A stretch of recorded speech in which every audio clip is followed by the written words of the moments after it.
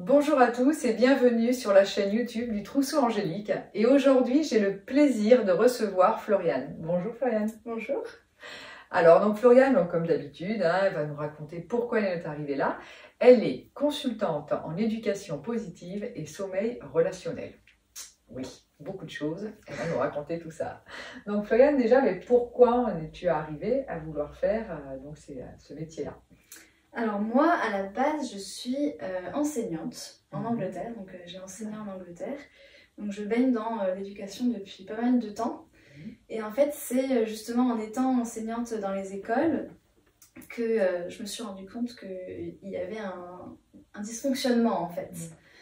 Donc c'est ce fait que les enfants soient vraiment considérés un peu comme des chiffres, des statistiques, et puis qu'on les gère en fait vraiment sur une échelle de punition et tout ça. Et ça résonnait pas vraiment avec moi. Du coup, j'ai commencé à me tourner vers autre chose, vers l'éducation positive. Et puis, de fil en aiguille, j'ai appliqué toutes ces techniques dans mes salles de classe. Et puis, on commençait à faire du coaching parental. Voilà, donc ça a commencé comme ça. Puis ensuite, je suis devenue maman.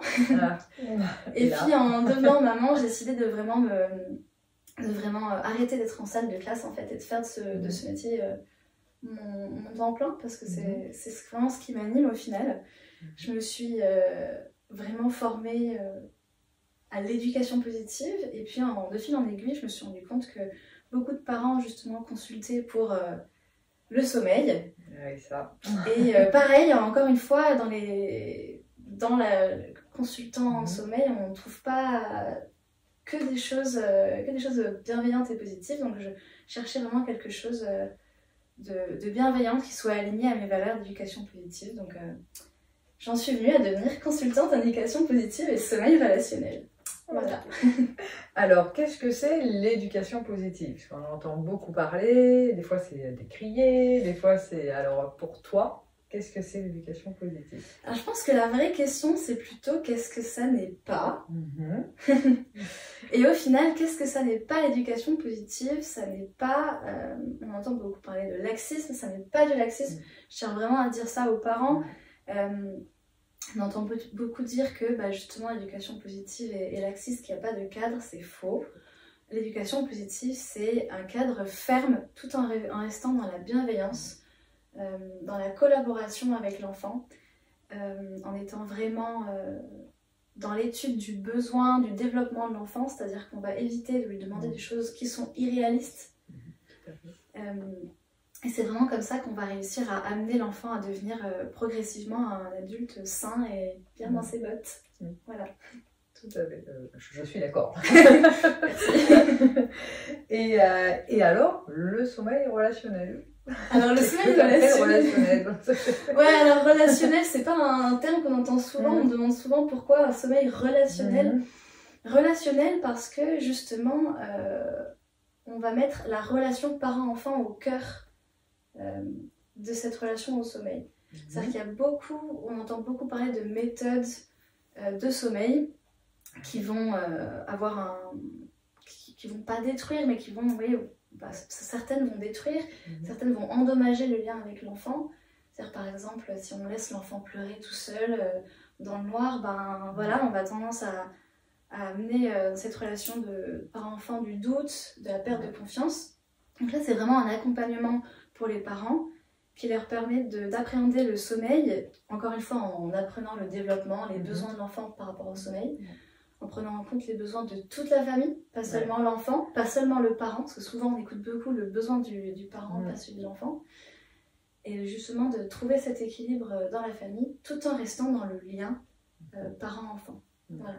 Donc c'est pour ça que l'éducation positive aussi, forcément très bien par rapport à ce que tu parles du sommeil en fait. Tout à fait. Tu vas mettre aussi ça en place.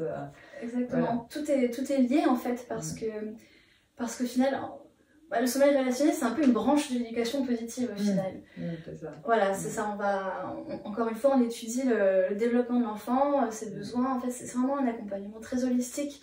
On va regarder un peu tout dans la vie de l'enfant et on fait pareil en éducation positive. On va vraiment faire un diagnostic de la vie de l'enfant en fait. Enfin, le parent, on donne les outils aux parents pour qu'ils le fassent tout seuls, pour qu'ils puissent vraiment essayer de comprendre le besoin de l'enfant à ce moment-là. Et c'est pareil pour le sommeil, c'est exactement ça. Ouais. Oui, puis je pense que c'est ça aussi qui est important, c'est que des fois les parents, c'est pas qu'ils veulent pas bien faire, c'est qu'ils ne savent pas faire. Et quand on comprend le développement de l'enfant, enfin moi je me rends compte vraiment de cela, c'est que eh ben, le parent il fait ah ben oui. En fait, il y a quelque chose qui devient logique, en fait. Parce que souvent, c'est ça, des fois, on va dire, on parle d'éducation, mais sur plein de choses, on nous met des choses comme ça, mais tant qu'on n'a pas, en fait, il n'y a pas une compréhension, c'est difficile de pouvoir appliquer. Que là, en fait, si on comprend que, bah oui, si l'enfant, on le laisse pleurer, à un moment donné, c'est sûr, dans son lit, il va s'arrêter, il va être essoufflé, voilà, ou alors il se dit, bah, de toute façon, ça sert à rien que je pleure, de toute façon, il ne vient pas me chercher. Donc, bien sûr, il va s'arrêter, c'est clair. Moi, je dis souvent, je dis, ah ouais, à un moment donné, il va s'arrêter. Hein, mais si on fait comprendre aux parents que ces choses-là, ben justement, ça va au-delà de l'enfant. C'est que ça va être aussi, c'est un adulte qui se dira, ben, de toute façon, on ne m'entend pas. Tout à fait. Voilà, donc il va être plus ferme et tout ça. Et de dire que ben, ça commence déjà là, ben, pour les parents, ah ben oui, c'est quelque chose de différent. Et on ne les accuse pas, en fait, ça aussi, parce que ils ont souvent la peur aussi, qu'aussi dans l'éducation positive, qu'on est en train de dire que tous les autres, c'est pas bon. Non, après, il y a eu les traditions d'avant, tout ça. Et c'est juste, en fait, de dire, ben, moi, souvent, je dis, ben, non, mais vous ne savez, parce qu'il faut mentionner, mais non, vous ne savez pas. C'est comme tout, ça s'apprend, je veux dire, il y a des choses. Donc, ben, déjà, le parent, il se sent un petit peu rassuré, et il a envie encore, il a envie de se dire, ben oui, là, j'ai envie d'apprendre pour faire bien. Et l'éducation positive, il y a vraiment des raisons, on explique aussi pourquoi. Et il y a les besoins de l'enfant, mais on n'oublie pas aussi les besoins des parents. Il y a des parents qui, j'en parle un peu le cododo, et là, c'est pas possible pour eux. Il n'y a pas de souci. Je veux dire, il y a des parents. Moi, j'avais mon petit, il ronflait dès qu'il est né. À un moment donné, on a dit, c'est plus possible, quoi. On sait pourquoi on dormait pas, en fait. C'était nous. C'est le sommeil, c'était pour nous, là. Donc, voilà, donc je pense que c'est intéressant aussi, voilà, de vraiment être en collaboration, en fait. Pour le mot, il est là, c'est être aussi vraiment en collaboration avec les parents pour que, après, toute la famille soit le mieux possible, quoi. Exactement. Parce que si les parents s'épuisent, c'est pas bon non plus, après ils vont s'énerver. Oui, il y a une grosse déculpabilisation du parent, tout à fait, parce que comme tu dis, il y a plein de choses qu'on ne savait pas avant, qu'on sait aujourd'hui. Moi j'entends beaucoup de parents qui me disent bah oui, mais on a toujours fait comme ça et on n'est pas mort. Oui, ça c'est là. Voilà. Et alors à ça je réponds bah oui, c'est vrai. Heureusement, mais voilà. Mais bon, à l'époque, on mettait pas non plus de ceinture de sécurité. La plupart d'entre nous n'en sont pas morts. Aujourd'hui, il y a des études qui disent que bon bah c'est quand même mieux. On le fait. Donc voilà, c'est des choses qu'on savait pas avant. Maintenant, on a des études qui vraiment se portent sur le développement de l'enfant. Et puis, pourquoi pas les utiliser, autant essayer. Après, voilà, encore une fois, on déculpabilise. Le parent positif n'est pas un parent parfait. Il n'y en a pas. Il n'y en a pas. Voilà. Ça ne veut pas dire qu'on ne va pas crier, parce que ça arrive. Hein, on est humain. On est tous des humains, on a tous notre bagage, on arrive avec notre vécu, notre gestion des émotions. Donc voilà, moi ça m'arrive. Hein, ça m'arrive de crier. Moi aussi. Donc... Mais par contre, on sait après, quand on est calmé, de dire aussi à l'enfant. Exactement. Voilà, maman, aujourd'hui, elle n'a pas réussi à gérer sa colère, donc j'ai crié un peu. Voilà comment j'aurais dû réagir, voilà comment tu peux réagir si ça t'arrive. Et là, on est dans l'éducation positive. Exactement. Et pourtant, c'est quand même énervé. Et pourtant, on était quand même énervé. Parce qu'on est des parents comme tout le monde. Voilà, et c'est pareil dans le sommeil, en fait. C'est très facile, surtout la nuit, de perdre sa bienveillance. Mais je sais que la nuit, quand ma fille me réveille, je suis un gremlins. Je te vois bien, toi. Un gremlins. Mais je travaille dessus et voilà, en fait, c'est un travail de chaque instant. C'est un peu comme un GPS, en fait. On lui donne une destination et puis au fur et à mesure, en fonction des embouteillages, il va nous donner de nouvelles routes. Donc l'éducation positive, c'est un peu ça. C'est se rediriger au fur et à mesure du trajet. Voilà, et apprendre tous les jours. Oui, puis avoir des bons outils et pour savoir après les utiliser à bon escient. Tout à fait. Et donc, consultante en particulier, en collectif, comment tu travailles? Alors, je travaille un peu dans les deux, c'est-à-dire que je fais des accompagnements, individuels pour l'éducation positive et pour le sommeil. D'accord.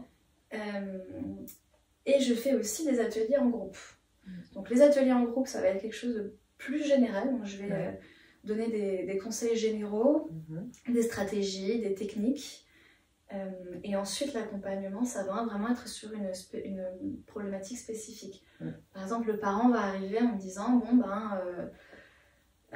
ma fille s'endormait très bien, ma fille a 3 ans, elle s'endormait très bien en 20 minutes jusqu'à maintenant, et là, on ne sait pas ce qui se passe, ça prend 1h30, elle crie, c'est compliqué.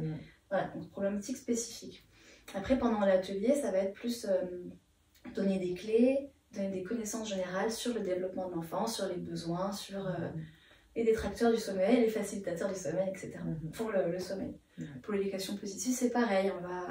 On va donner des outils, on va expliquer, en atelier, je veux dire, les outils, expliquer le fonctionnement du cerveau de l'enfant. Très souvent, c'est des choses qu'on n'en a pas du tout idée. Et voilà, donc partir là-dessus, on va étudier comment communiquer avec notre enfant. Très souvent, on a tendance à communiquer des choses qui sont à l'opposé de ce qu'on voudrait faire en fait. Je donne un exemple, la négation. L'enfant n'est pas capable de comprendre la négation. Donc par exemple, au lieu de dire ne cours pas, il faudrait dire marche. Voilà. Donc ça, c'est des outils qui sont pas forcément évidents. Et donc qu'on va donner en atelier. Et ensuite, par exemple, l'accompagnement, ça va être pareil pour des questions spécifiques. Bon, mon enfant, mon fils arrête pas de mettre le doigt à côté de la prise. Je lui dis non, mets pas le doigt dans la prise. Et puis il me dit oui, papa. Et puis il continue. Voilà, qu'est-ce que je fais? Bon, là, par exemple, on va travailler spécifiquement sur cette problématique avec le parent. D'accord. Donc un peu des deux. Ok. Et où pratiques-tu? Alors, moi, je travaille en hybride, donc je fais des ateliers et des accompagnements en visio. Je fais aussi à domicile les accompagnements si la famille a besoin. J'ai des familles qui me demandent de venir chez eux pour regarder un peu leur structure sommeil, comment là, ils ont monté leur chambre, etc. Ça peut aussi être utile. Et sinon, en cabinet, donc à Montpellier centre pour le cabinet, et puis en atelier autour de Montpellier, donc à Prades-les-Lez, à Bien-être pour Bien-être. Ou alors à Saussan aussi. Voilà. Ok. En tout cas, merci pour tous ces renseignements. C'est vrai que oui, ça donne envie d'aller plus loin. Hein. Enfin, moi, je sais que dès que je suis rentrée aussi dans cette... C'est fascinant. Voilà, il y a plein de choses. Puis on apprend aussi sur nous. C'est ça aussi qui est intéressant. De toute façon, les enfants, ils ne sont pas là aussi que par là. Ils nous apprennent beaucoup sur nous. Et comme d'habitude, de toute façon, vous retrouvez Floriane sur le site du Trousseau Angélique et également dans le descriptif, vous avez également son site pour avoir plus d'informations et la contacter si vous avez besoin. Merci Floriane. Merci à toi. Et belle journée à tous.